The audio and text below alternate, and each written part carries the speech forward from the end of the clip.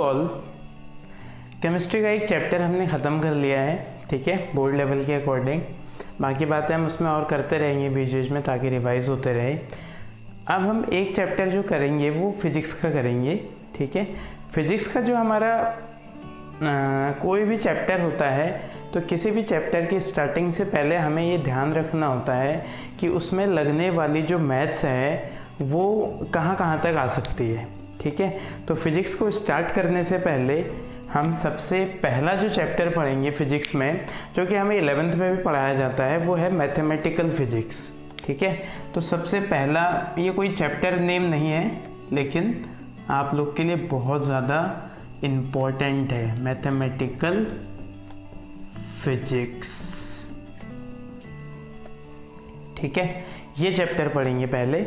हालांकि जो फिजिक्स में फर्स्ट चैप्टर है वो है इलेक्ट्रिक फील्ड वाला, चार्जेस वाला, लेकिन उससे पहले ये पढ़ना बहुत ज़रूरी है क्योंकि बायो वाले बच्चे भी हमारे साथ होते हैं और अगर मैथ वाले बच्चे भी हमारे साथ होते हैं तो उनको भी ये चीज़ें अभी मैथ्स में नहीं पढ़ाई जाती हैं, ठीक है, आगे पढ़ाई जाती हैं 12th में ही, तो इसीलिए इसको पहले सिखाना ज़रूरी है। चलो फालतू बातें नहीं करते हैं, देखते हैं वो कौन कौन से बेसिक चीज़ें हैं जो यूज़ हो सकती हैं किसमें, फिजिक्स में, ठीक है, मैथ्स की। तो देखो, एक तो वो फॉर्मूले यूज़ होते हैं जो हमने 9th-10th में पढ़े हुए होते हैं। 9th-10th में पढ़े हुए होते हैं मतलब कुछ बेसिक फार्मूले मीन्स लाइक हमने 9th-10th में पढ़ा होता है। एक पहला सबसे बेसिक फार्मूला पढ़ा होता है 9th-10th में, वो होता है आपका sin square a plus cos square a equals to 1। ये फार्मूला हमने 9th-10th में पढ़ा हुआ होता है। जिन बच्चों ने 9th-10th में भी पढ़ा हुआ नहीं होता है तो उन बच्चों के लिए यही कहा जाता है कि प्लीज़ आप इसको याद कीजिए। ये जो a लिखा हुआ है यहाँ पर एंगल, इस एंगल को हम बोलते हैं, इस एंगल को हम कभी कभी थीटा भी बोल देते हैं। क्या बोल देते हैं? थीटा। मतलब समटाइम्स हम इसे क्या लिख सकते हैं? थीटा भी लिख सकते हैं, ठीक है। दूसरा जो फॉर्मूला होता है जो यूज़ होता है 12th की फिजिक्स में, वो ये है sin 2a equals to 2 sin a cos a। ये फार्मूला भी बच्चों हमने 11th क्लास की मैथ्स में पढ़ा हुआ होता है, लेकिन यूज़ होता है ये 12th क्लास में, इसलिए यहाँ पर थोड़ा सा बताना ज़रूरी हो जाता है। इसके अलावा कुछ और बेसिक्स होते हैं 10th के ही। sin 90 minus a equals to cos a। ऐसे ही एक और होता है cos 90 minus a equals to sin a। देखो, ये चार फॉर्मूले ही अपने आप में बहुत ज़्यादा काम आ जाते हैं जब हम 12th की फिजिक्स को पढ़ते हैं या फिर 11th की फिजिक्स को भी पढ़ते हैं। पहला कौन सा है? sin square a plus cos square a equals to 1, या इसे हम ऐसे भी बोल सकते हैं sin square theta plus cos square theta equals to 1। दूसरा है आपका sin 2a equals to 2 sin a cos a। a यहाँ पर एंगल है, इसे हम थीटा भी कंसीडर कर सकते हैं। तीसरा कौन सा लिखा है? sin 90 minus a equals to cos a। Fourth कौन सा लिखा है? cos 90 minus a equals to sin a। ये कुछ ऐसे बेसिक फॉर्मूले हैं जो बहुत ज़्यादा यूज़ होते हैं 12th की फिजिक्स में। इनके अलावा भी होते हैं लेकिन इनको बहुत ज़्यादा बार मैंने भी देखा है, ठीक है, पिछले 7-8 साल से पढ़ा रहे हैं, तो बहुत ज़्यादा बार इन फॉर्मूले का यूज़ होता है 12th में। इसे आप नोट करिएगा, वीडियो को पॉज कीजिए और आराम से इसे नोट कीजिएगा, ठीक है। हम आगे बढ़ते हैं। अब हमारे लिए जो अगला टॉपिक है वो रहता है बच्चों डिफरेंशिएशन का। अगला जो टॉपिक रहता है हमारे पास कौन सा रहेगा? डिफरेंशिएशन का, ठीक है। ये मैथ्स का ही टॉपिक है, कुछ भी टफ नहीं है, आराम से आप देखो। डिफरेंशिएशन मीन्स क्या होता है? किसी भी चीज को तोड़ना। अगर मैं बात करूं इन द एक्चुअल लाइफ, अगर मैं डिफरेंशिएशन की बात करूं तो किसी चीज को ब्रेक करने को बोलते हैं। क्या? डिफरेंशिएशन। आप समझ रहे होगे, चॉकलेट है हमारे पास, 4 लोगों में हमने 4 लोग हैं, एक चॉकलेट है, तो उसे डिवाइड करेंगे तो उसे 4 टुकड़ों में बांटेंगे ना, तो छोटी हो गई। तो इसी को बोलते हैं हम मैथ्स में डिफरेंशिएशन, टू ब्रेक अप, किसी चीज को तोड़ना। अब मैथ्स में आप सभी लोग जानते हैं कि मैथ्स में क्या होते हैं, वेरिएबल होते हैं। मैथ्स में क्या होते हैं, वेरिएबल। और वेरिएबल मतलब like x y z, x square y square, ये सब होते हैं ना। तो इनको ब्रेक करने को ही बोलते हैं, कोई भी टर्म हमें दिया होगा उसको ब्रेक करने को ही क्या नाम देते हैं, डिफरेंशिएशन।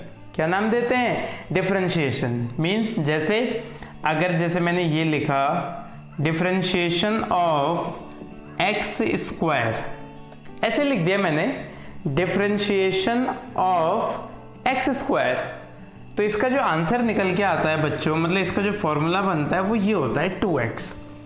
अरे ऐसे ही आप थोड़ा दिमाग में बनाने की कोशिश करो ना, आपको मैं डेप्थ में लेके जाना भी नहीं है क्योंकि फिजिक्स में उतना यूज थोड़ी होता है।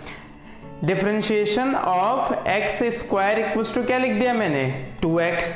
अब ये कहां से आया, कैसे आया, इस बारे में बात नहीं करनी अभी। ये ध्यान रखना है कि हाँ ये फॉर्मूला होता है, differentiation of x square equals to 2x। कैसे होता है उसके बारे में भी थोड़ा सा बात कर लेंगे। अब देखो इतना बड़ा लिखा हुआ है डिफरेंशिएशन ऑफ एक्स स्क्वायर, इसको इतना बड़ा ना लिख के मैथमेटिशियन जो हैं उसे छोटी फॉर्म में लिख देते हैं, यानी कि d बाई डी एक्स। इतने को डिफरेंशिएशन ऑफ को क्या लिख दिया, d बाई डी एक्स, किसका, एक्स स्क्वायर का, और क्या बन गया 2x। ठीक है।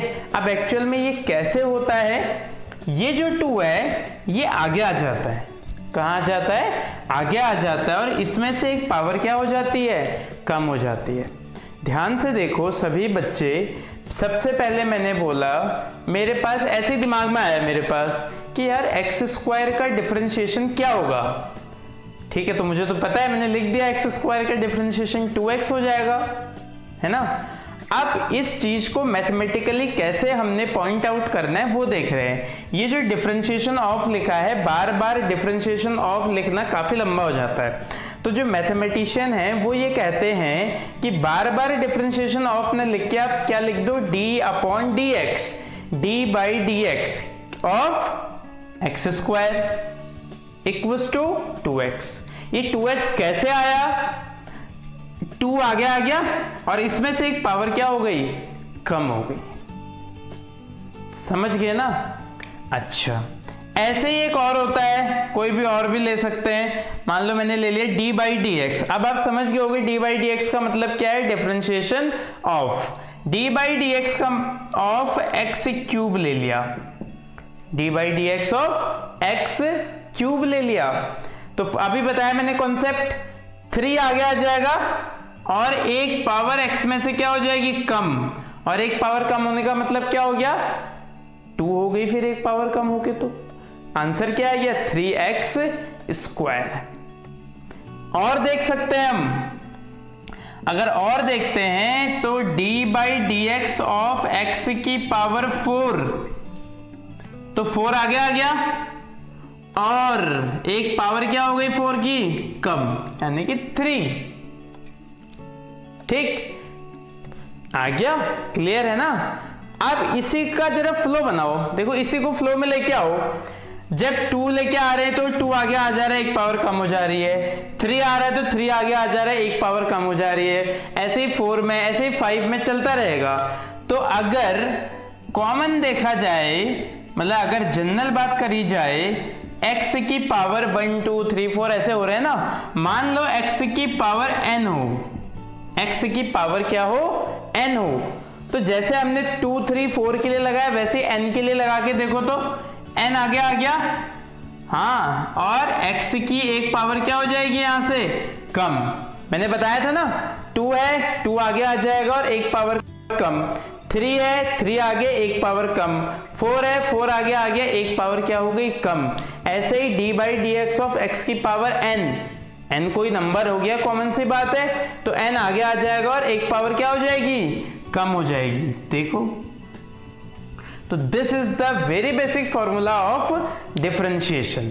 देखो चीजों को मैं इसको सीधे भी बोल सकता था ये होता है करके, लेकिन नहीं, आप ये देखो कि चीजें उठ के कहां से आ रही हैं।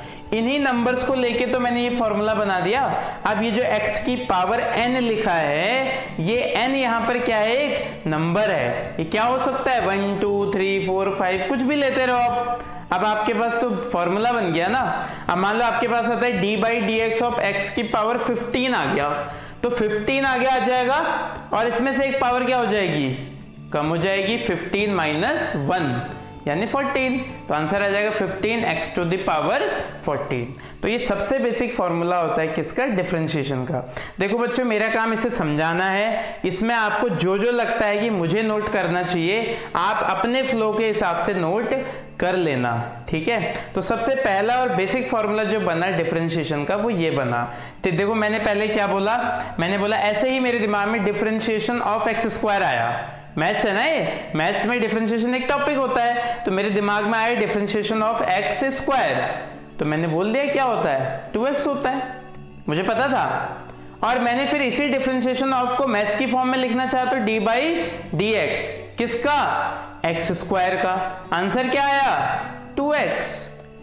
ठीक है, कैसे आया मैं बता चुका हूं। तो ये जनरल फॉर्मूला हो गया, आप इसे नोट कीजिएगा। हम आगे बढ़ते हैं, आप जैसे नोट करेंगे आपकी इच्छा है। तो एक सबसे बेसिक फॉर्मूला हमें कौन सा मिल गया, d by D x of x to the power n। अब अगर फिजिक्स में कहीं ये चीज अप्लाई होती है या कहीं पे यूज होती है, तो वहां पर हम थोड़ा सा इसका ध्यान रखेंगे, ठीक है। हमने एक फॉर्मूला कौन सा सीखा बच्चों, कौन सा सीखा, d by D x of x to the power n। क्या निकल के आया, n आगे आ गया और x की पावर n माइनस 1, ये एक फॉर्मूला सीखा, ठीक है। चलो अब इसके बाद तो हम देखो ये सबसे ज्यादा यूज होता है, इसके बाद और भी आते हैं, उसको भी हम देख लेते हैं, ठीक है, ध्यान से देखेंगे। दूसरा जो फॉर्मूला है d by D x of log x, d by D x of log x। तो देखो d बाई डी एक्स तो डिफरेंशिएशन ऑफ हो गया, और log भी एक मैथमेटिकल फंक्शन होता है। क्या होता है, फंक्शन। फिलहाल हमें इतना नहीं जानना है। log x का जो डिफरेंशिएशन होता है वो ये निकल के आता है 1/x। ये बेटा फॉर्मूला होता है, तो आपको एज ए फॉर्मूला ही इसे लर्न करना पड़ेगा, ठीक है। तो देखो डिफरेंशिएशन ऑफ log x कितना आ गया, 1/x, ठीक है। तो हमारे पास दूसरा फॉर्मूला कौन सा आ गया बच्चों, d by D x of log x, क्या आ गया आंसर, 1/x आ गया, ठीक है। ये भी हो गया खत्म। तीसरा आता है डिफरेंशिएशन ऑफ, यानी कि d by D x of sine x। तो साइन आप सुनते आ रहे हो, साइन cos 10, साइन x का डिफरेंशिएशन बच्चों क्या होता है, cos x। ये भी एक फॉर्मूला है, आपको फॉर्मूले की तरह ही इसे लर्न करना पड़ेगा। तो तीसरा फॉर्मूला हमने कौन सा सीखा, d by D x of sine x, क्या होता है, cos x होता है। ऐसे ही अगला फॉर्मूला अगर हम देखना चाहें तो d by D x of cos x ले लिया, ठीक हो गया। d by D x of cos x यानी डिफरेंशिएशन ऑफ cos x, इसका बच्चों फॉर्मूला होता है माइनस साइन x, यानी cos x का डिफरेंशिएशन क्या होता है, माइनस साइन x। तो अब हम इसे अपनी गैलरी में सेव कर लेंगे। गैलरी में सेव करेंगे मतलब यहां लिख लेंगे d by D x of cos x कितना होता है, माइनस साइन x, ठीक है। देखो ये फॉर्मूले बताने के पीछे एक सबसे बड़ा रीजन ये है कि आप इनको थोड़ा सा जान लो। अगर मैं सीधे d बाई डी एक्स लिख देता ना तो हवा में पता नहीं चलती बातें। इसको मैंने बोला ना, इसको क्या बोलते हैं, डिफरेंशिएशन। मैथ्स है ना, differentiation of log x, differentiation of sine x, differentiation of cos x, ठीक है। और भी बहुत सारे फॉर्मूले होते हैं जो आप यूज कर सकते हो। अच्छा एक बात मैं आपको यहाँ पर और बताता हूँ, किसी भी कांस्टेंट का डिफरेंशिएशन 0 होता है। कब होता है जीरो? जब वो कांस्टेंट सिंगल हो, अकेले हो, उसके साथ कोई भी वेरिएबल ना हो।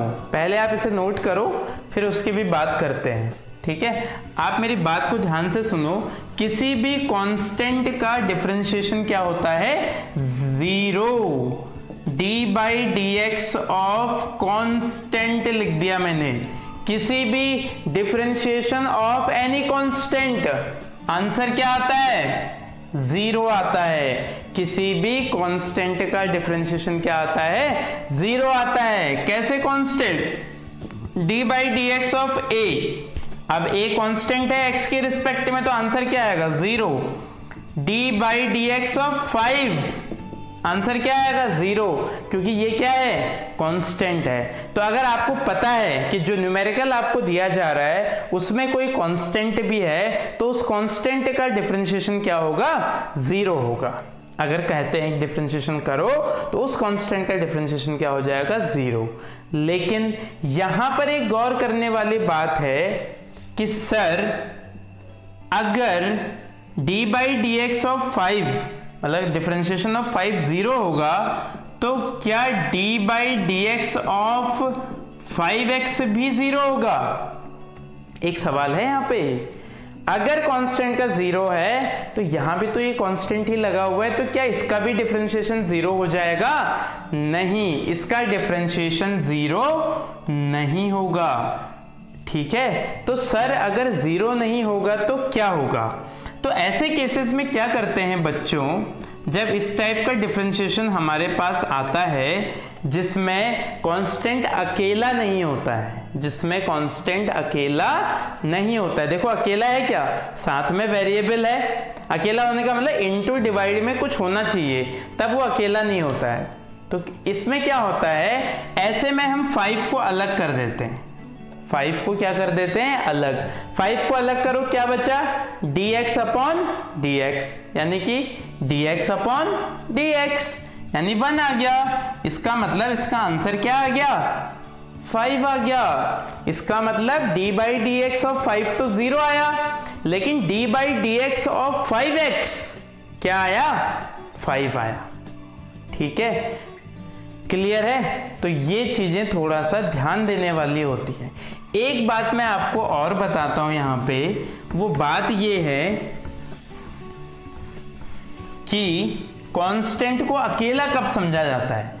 जैसे d by D x of 5 plus x लिख दिया मैंने ऐसे ही 5 प्लस एक्स, तो इसका ये अकेला है, ये नहीं कि प्लस एक्स है तो इसके साथ कोई लगा है, ऐसा नहीं होता है। ये साथ तब होता है जब 5 के साथ इनटू या डिवाइड में कुछ हो, लेकिन यहां पर तो ऐसा कुछ है नहीं। तो 5 अकेला है तो 5 का क्या हो जाएगा? जीरो। प्लस वैसे ही लगाया, x का क्या हो जाएगा? 1। अभी बताया ना, dx अपॉन dx तो बचेगा, आंसर क्या आ जाएगा? 1 आ जाएगा। बहुत सिंपल है।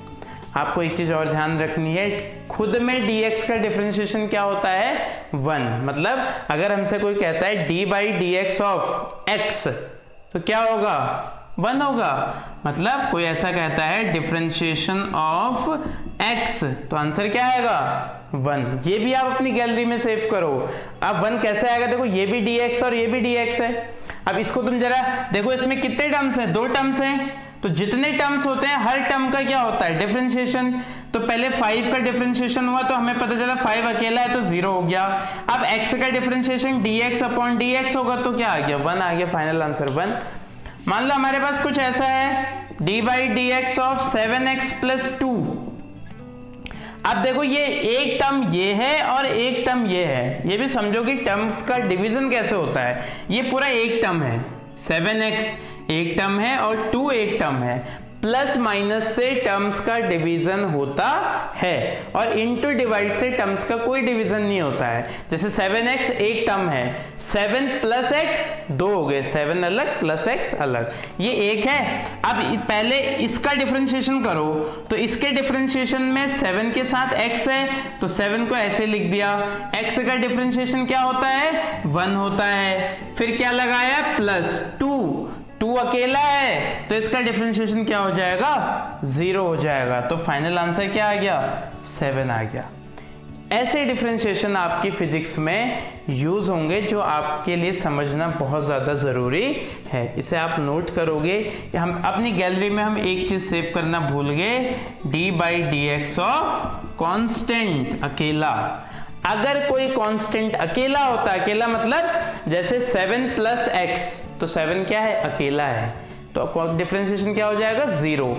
अगर 7x लिखा है तो बच्चों 7 अकेला नहीं है, यहाँ पे 7 के साथ x भी है, तो ऐसे में क्या होगा, 7 को वैसे ही लिख देंगे, मतलब कांस्टेंट को वैसे ही लिख देंगे, और जो अदर होगा, जो भी होगा उसका डिफरेंशिएशन कर देंगे। ठीक है, तो ऐसे 1-2 एग्जांपल और देखते हैं। d/dx of 8x²। अब देखो ये कोई 2 टर्म है नहीं, इनटू डिवाइड से टर्म्स का डिवीजन नहीं होता है, तो 8 को तो हमने ऐसे ही लिख दिया क्योंकि ये कांस्टेंट है लेकिन अकेला नहीं है, तो ऐसे ही लिख दिया। x का x² है ना, अभी बताया था कि पावर कहाँ आ जाती है, आगे, और इसमें से एक पावर क्या हो जाती है, कम, तो एक पावर कम हो जाएगी तो क्या लिखेंगे, 1, यानी 8 × 2 16, और x की पावर 1 का मतलब x, यानी फाइनल आंसर क्या आ गया इसका, 16x आ गया। ये क्लियर हुआ। तो बच्चों ये तो कहानी है डिफरेंशिएशन की, जो बहुत ज़्यादा यूज़ होती है किसमें, फिजिक्स में, हर जगह बीच बीच में आते रहते हैं। तो इसीलिए आपसे कह रहा हूँ कि इसको जानना बहुत ज़रूरी है। अच्छा एक काम करते हैं, इन सारे क्वेश्चंस को मिक्सअप, मतलब जो जितने फॉर्मूले हमने पढ़े इनको मिक्सअप करके क्वेश्चन बनाते हैं। y = लिख दिया मैंने x⁻6 + 2 sin x plus log x plus 5, ऐसे लिख दे, बनाना था कुछ भी। तो y, अब क्या करना है, इसका डिफरेंशिएशन करना है, तो इसको क्या लिखेंगे, अगर मैं बोलूंगा y का डिफरेंशिएशन करना है तो डिफरेंशिएशन ऑफ y, तो डिफरेंशिएशन ऑफ को हम क्या लिखते हैं, d/dx, और किसका कर रहे हैं, y का, तो क्या हो जाएगा, dy/dx। सिंपल है। अगर मैं कह रहा हूं डिफरेंशिएशन ऑफ y करो तो डिफरेंशिएशन ऑफ को क्या लिखते हैं, d/dx, और आगे से क्या लिख दिया, y इक्वल। अब देखो x की पावर 6, वो देखो पहला फॉर्मूला, x की पावर 6 यानी 6 आ गया, और एक पावर क्या हो गई, कम हो गई, 2। वैसे तो कांस्टेंट है लेकिन अकेला नहीं है, अकेले कांस्टेंट का डिफरेंशिएशन 0, अकेले नहीं है तो वैसे ही लिख देंगे। sin x का क्या हो जाएगा, cos x हो जाएगा। अभी देखा हमने log x, ये ऐसे लिख दिया, log x 1/x, ये देखो कांस्टेंट है लेकिन अकेला है तो क्या हो जाएगा, 0। बस हो गया ये आंसर। ये अप्लाई करना आना चाहिए तभी किसी पढ़ाई की वैल्यू है। ठीक है, तो ये तो हमने बात करी किसकी, डिफरेंशिएशन की। अब डिफरेंशिएशन के बाद जो हम अगली बात करेंगे वो बात रहेगी बच्चों इंटीग्रेशन की। किसकी बात करेंगे, इंटीग्रेशन की। इंटीग्रेशन में भी कोई बहुत ज्यादा कुछ नहीं है, डिफरेंशिएशन हो गया, अब हम बात किसकी करेंगे, इंटीग्रेशन की। कोई बहुत ज्यादा लेंथ में नहीं सीखना है, ठीक है। इसी का दूसरा पार्ट होता है ये इंटीग्रेशन। डिफरेंशिएशन का मतलब क्या होता है बच्चों, किसी चीज को तोड़ना। इंटीग्रेशन का मतलब होता है किसी चीज को जोड़ना। हाँ, डिफरेंशिएशन और इंटीग्रेशन ये दो मैथमेटिकल वर्ड हैं, हमारी लाइफ में भी यूज होते हैं, लेकिन इनका मीनिंग जो है वो बहुत इंटरेस्टिंग है। डिफरेंशिएशन का मतलब ब्रेक करना, इंटीग्रेशन का मतलब जोड़ना। मतलब डिफरेंशिएशन को अगर हम सॉल्व करते हुए किसी आंसर पे पहुंच जाएंगे तो उस आंसर को अगर हम इंटीग्रेट कर दें तो फिर से हम कहां पहुंच जाएंगे, उसी क्वेश्चन में। सोचो ना, डिफरेंशिएशन मतलब ब्रेक करना और इंटीग्रेशन मतलब सम करना। आप यहां हो, आपको किसी ने डिफरेंशिएट कर दिया, आप जमीन पे गिर गए क्योंकि आपको ब्रेक कर दिया। वहां से आपको किसी ने क्या करा, सम कर दिया, आपका जोड़ दिया, तो इंटीग्रेट हो गए तो फिर से वहीं आ गए। इसका मतलब क्या हुआ, डिफरेंशिएशन और इंटीग्रेशन एक दूसरे के कौन से टर्म्स होते हैं, अपोजिट टर्म्स होते हैं, बिल्कुल अपोजिट होते हैं। इसका मतलब अगर डिफरेंशिएशन में कोई चीज कम हो रही है तो इंटीग्रेशन में वो चीज क्या होगी, ज्यादा होगी। ऐसे देखते हैं, चलो फिलहाल इंटीग्रेशन का मतलब क्या होता है, टू सम अप, किसी चीज को ऐड करना, ठीक है। अब देखो बच्चों, सम होता है ना, सम को क्या लिखते हैं, एस। इस एस को थोड़ा सा नीचे खींचो और थोड़ा सा ऊपर खींचो तो ये कुछ ऐसा नहीं हो जाएगा, यस सर ये तो ऐसे ही हो जाएगा। हाँ, यही वो साइन है जिसको हम शो करने के लिए बोलते हैं इंटीग्रेशन। मीन्स साफ साफ अगर बोला जाए तो this is the sign of integration. देखो समझने की बात है, चाहे जैसे समझ लो, मुझे एक ट्रिक लगी कि इंटीग्रेशन का मतलब होता है सम में आता है एस को थोड़ा नीचे खींचा, थोड़ा ऊपर खींचा, ठीक है, तो ये करने पर ऐसा बन गया। तो this is the sign of integration. लेकिन एक बात आप हमेशा ध्यान रखना, इंटीग्रेशन में इंटीग्रेशन का तो साइन यूज होता ही है, उसके साथ में dx भी यूज होता है। क्या यूज होता है, dx भी यूज होता है। कैसे, अभी देखते हैं। देखो सबसे बेसिक फॉर्मूले की बात यहां भी करेंगे। ये क्या है, इंटीग्रेशन, ठीक है, x to the power n dx। लिखने का तरीका इसमें ऐसा होता है, इंटीग्रेशन किसका, x to the power n का। अब देखो वहां पे क्या था, x to the power n को हम क्या कर रहे थे, n आगे ले आ रहे थे और पावर क्या कर दे रहे थे, कम, इनटू में लिख के। इसमें क्या होता है, पावर ऐड हो जाती है, x to the power n, और उसमें n आगे लिख रहे थे, इसमें ऐसा कुछ नहीं होता है। इसमें क्या होता है, x to the power n plus 1 और अपॉन में भी n प्लस 1। उसमें इनटू में आता था, इसमें किस में आ रहा है, डिवाइड में। इंपॉर्टेंट है बहुत ये भी। x, अब देखो एक फॉर्मूला मिल गया मुझे, क्या फॉर्मूला मिल गया, x to the power n, x to the power n का इंटीग्रेशन क्या हुआ, x to the power n plus 1 और अपॉन n प्लस 1। इसको हम एक फॉर्मूले से, एक एग्जांपल से देखते हैं। x टू द पावर 3 लिख दिया मैंने, क्या लिख दिया, x टू द पावर 3, क्या हो जाएगा, x to the power 3 plus 1 upon में भी 3 प्लस 1, यही तो हुआ। क्यों, क्योंकि n की जगह 3 है तो 3 plus 1 upon 3 plus 1। Final answer क्या आ जाएगा, x to the power 4 upon 4। वाह, आ गया आसानी से आंसर। तो इंटीग्रेशन का सबसे बेसिक फॉर्मूला कौन सा सीखा हमने, x to the power n का इंटीग्रेशन। ऐसे लिखते हैं, क्या होता है, x to the power n plus 1 और अपॉन में भी n प्लस 1। बहुत इजी है, कुछ भी नहीं है। हम एक दो एग्जाम्पल इसमें और देखते हैं, ठीक है, देखते हैं एक दो एग्जाम्पल और।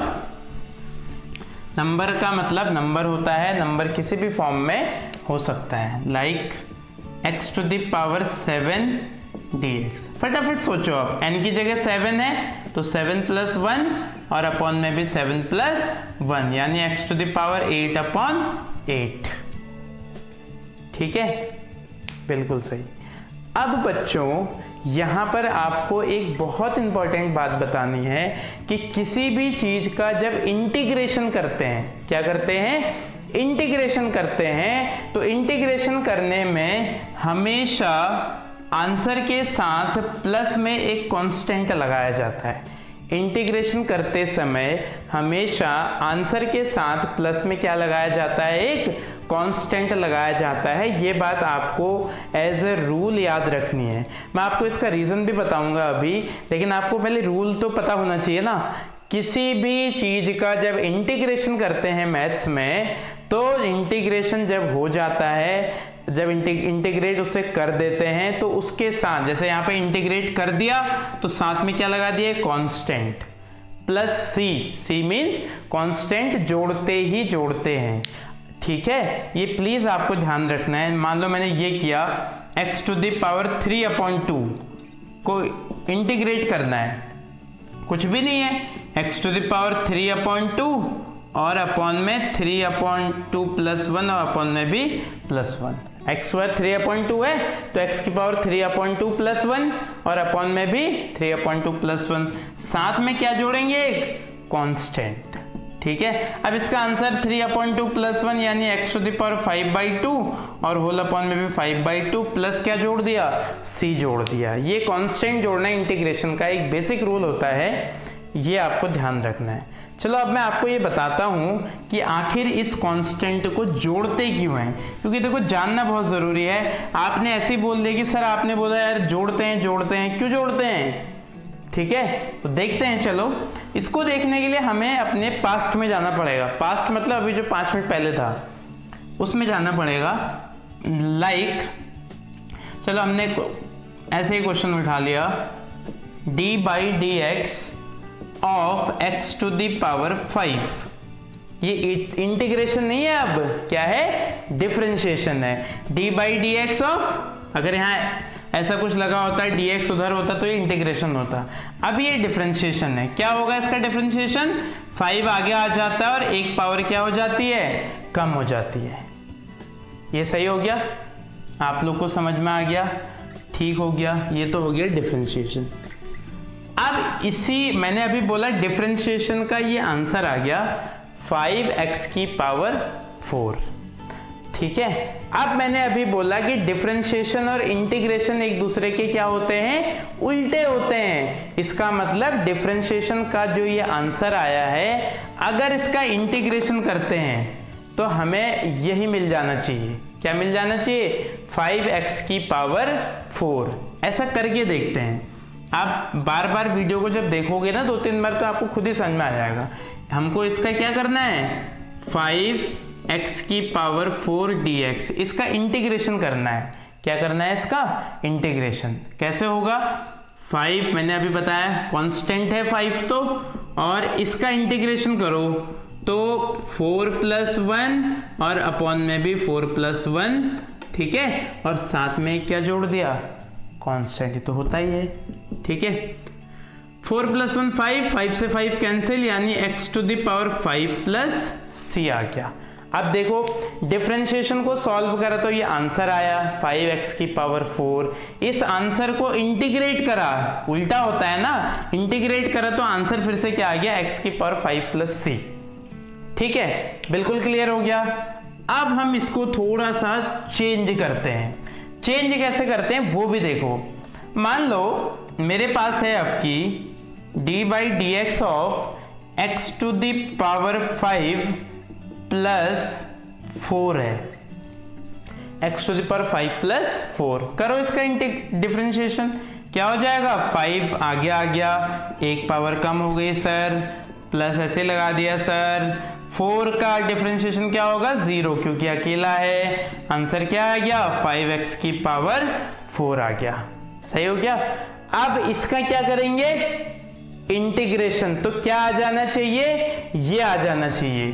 करके देखते हैं, करके क्या देखते हैं, आपके सामने ही तो है नहीं आपके सामने।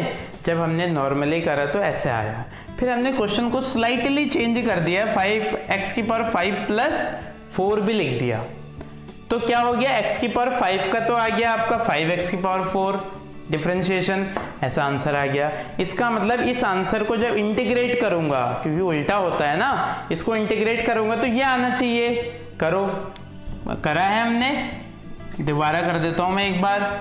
क्या लिखा, यह है आंसर 5x की पावर 4 dx। तो सॉल्व करेंगे तो 5x की पावर 4 प्लस 1 अपॉन 4 प्लस 1। अब मुझे ये कॉन्सेप्ट समझ में नहीं आया कि c क्यों जोड़ते हैं, तो भैया समझ में नहीं आया तो मैंने नहीं जोड़ा, कर दिया मैंने ऐसे ही, छोड़ दिया ऐसे ही। 5 से 5 क्या हो जाएगा, कैंसिल। आंसर क्या आया, x टू द पावर 5, जबकि आना क्या था, x to the power 5 plus 4। क्या 4 आया यहाँ, नहीं आया। तो इसी 4 को बैलेंस, 4 क्यों नहीं आया, क्योंकि जब उसका डिफरेंशिएशन करा था तो 4 क्या हो गया था, 0 हो गया था। तो इसी 4 को बैलेंस करने के लिए हम यहां पर एक एक्स्ट्रा क्या लगा देते हैं, कांस्टेंट लगा देते हैं। ये कॉन्सेप्ट होता है। आप लोग उसको ध्यान से 2-3 बार देखना, आपको समझ में आ जाएगा। मैंने x की पावर 5 का डिफरेंशिएशन करा तो ये आंसर आया, इसका इंटीग्रेशन करा क्योंकि उल्टे होते हैं तो ये आंसर आया। बढ़िया हो गए, सही रहा, सही हो गया। उसके बाद मैंने क्या करा, x की पावर 5 प्लस 4 लिख दिया तो आंसर ये आया क्योंकि 4 का क्या हो गया 0। इस आंसर का इंटीग्रेशन करा तो ये आना चाहिए, लेकिन ये तो आया x की पावर 5 प्लस 4 नहीं आया। तो यही जो प्लस माइनस वाले जो 0 हो जाते हैं डिफरेंशिएशन में, उन्हीं को बैलेंस करने के लिए हम इंटीग्रेशन में एक एक्स्ट्रा क्या लगा देते हैं, कांस्टेंट लगा देते हैं। ठीक है, इसीलिए इसमें क्या जोड़ना पड़ता है, c जोड़ना पड़ता है। हुआ क्लियर? ठीक हो गया। इसको आप 2-3 बार देखना, आपको नहीं समझ में आएगा तो हम फिर से बात कर लेंगे।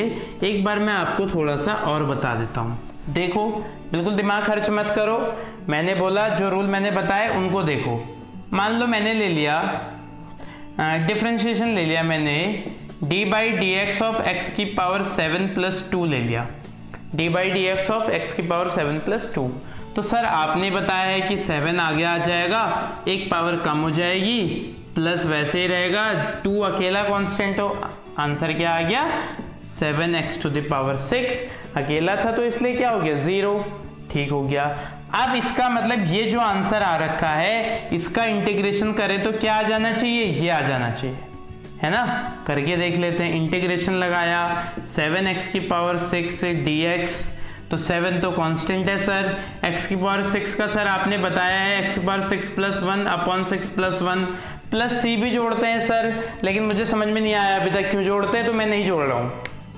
ठीक है, तो 7 7 6 प्लस 1 7 7 7 कैंसिल हो गए, x की पावर 7 आ गया। ठीक है, ये था आपका एक टर्म था, इसका डिफरेंशिएशन करा तो ये आया। इस डिफरेंशिएशन का इंटीग्रेशन करके, इसी डिफरेंशिएशन का जब इंटीग्रेशन करा तो x की पावर 7 आया। प्लस 2 आया नहीं आया, क्योंकि वो प्लस 2 यहाँ क्या हो चुका था 0। तो इसी 2 को बैलेंस करने के लिए हम यहाँ पर एक एक्स्ट्रा क्या लगा देते हैं, कांस्टेंट लगा देते हैं। ये वो जरूरत है जिस वजह से कांस्टेंट लगाने की आवश्यकता पड़ती है, किसमें, इंटीग्रेशन में।